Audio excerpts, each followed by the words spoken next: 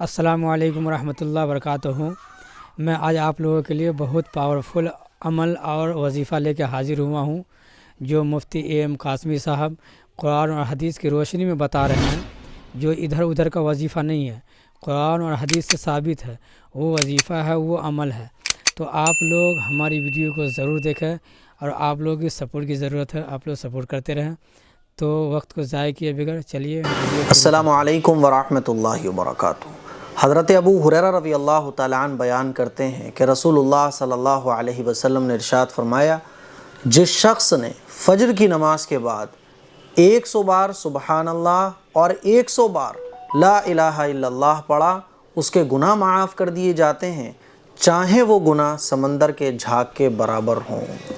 اتنا بڑا ثواب ہے فجر کی نماز کے بعد سبحان اللہ 100 بار، لا الہ الا اللہ 100 بار پڑھنے کا۔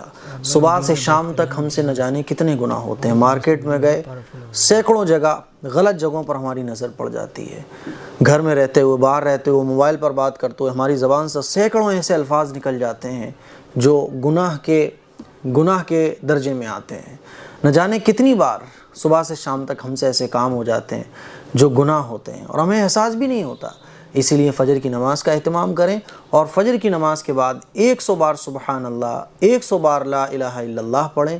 اس کا ثواب یہ ہے کہ ہمارے صبح سے شام تک جتنے بھی گناہ چھوٹے چھوٹے ہو جاتے ہیں، اللہ تعالیٰ ان کو معاف فرما دیتا ہے۔